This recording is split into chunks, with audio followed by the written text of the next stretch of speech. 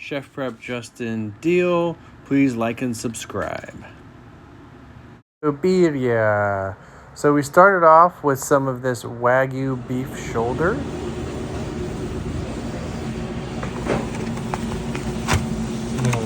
Along with the riblets of lamb, a local lamb. Good quality stuff, high fat content, and I wanted those bones in there because our beef is boneless.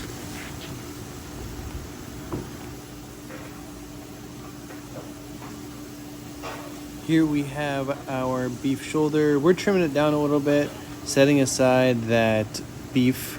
The Wagyu cut is obviously a very high marbling, high percentage of beef fat. So we're trimming it down.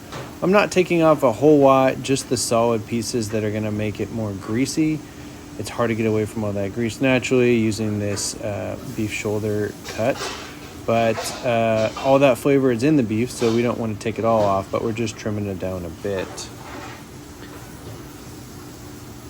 So we're going to cut it into pieces that are approximately 5 inches by 5 inches in diameter or in size, and we're going to sear it off in the saute pan, hard sear, so we can get that Maillard reaction and seal in the juices on the outside. So in this stage, I'm breaking it down and we're cutting the beef up to be the right size. We're trimming it up a little bit. This will help with the cooking process. I want those large cuts of the beef so that when it comes time after the braising process to refry it on the plancha before we make these little quesadillas tacos, it's gonna have I don't want it to be pulled beef or to be all broken down into like its fibers, because we took this beautiful piece of beef and we put all this attention into it. So I want it to be more like the consistency of whole pieces of beef that have been slightly pulled apart but are still have their connection with them.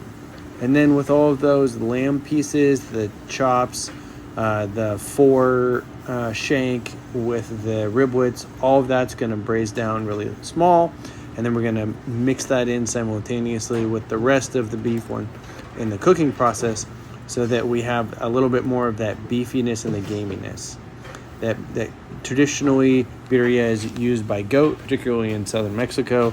So we want to bring in that classic flavor profile.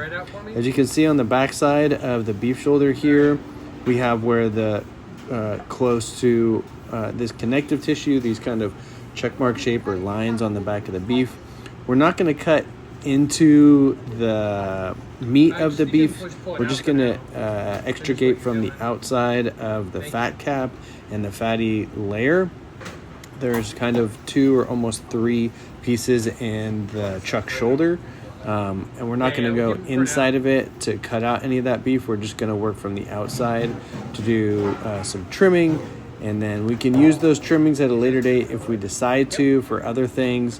We are going to save all of the grease and the fat from the cooking process of the searing, and from the braising, we're going to scoop off the fat from the top of that so that we can use it when we are doing the dirty to the tortillas, dipping them in the consomme and the grease when we throw them on the plancha to get that nice flavor profile, to get that color and the sear and the texture of a little crispiness when it comes time to serve.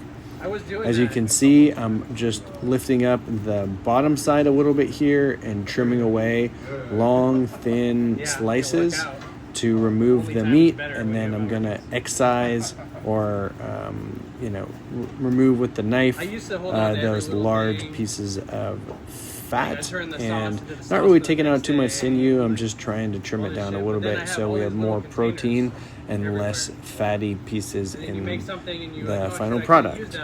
As we continue the butchery here, it's just nice to mention that the products that we're using here are trying to be as authentic as possible, but we're not able to fully embrace using like goat head or goat meat And it's part of our production because we are working at a medical facility here, and we are producing food for the general population. If I put goat head on the menu, our customer base will not consume it. As authentic as that may be and as delicious as it may be, it would be offensive to our customer base. So we have to work with what we can.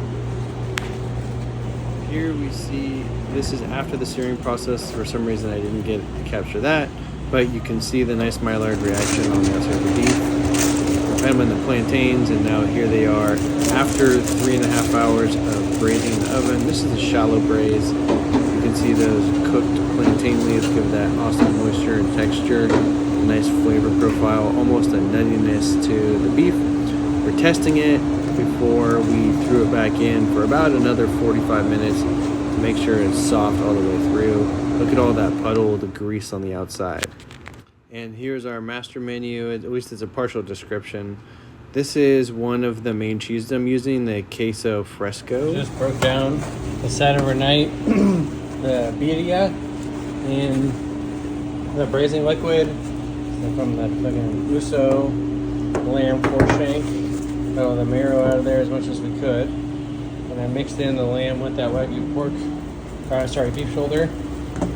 And then I add a little more mirepoix and tomato to sweeten it up. This is the stock. I separated the fat we're using to do a little sampler on the tortillas over here.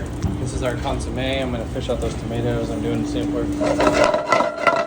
right here. We fry it a little bit before we go into the next stage of the salt levels. And this is during the production of when we start actually cooking. We seared it again to give it a little bit more intensity in those spicy flavors. And you can see we're working in batch cooking. We staged all those basically started with a quesadilla, the dirty quesadilla, and this is our final product, garnished with limes and cilantro and onion. Hope you like it.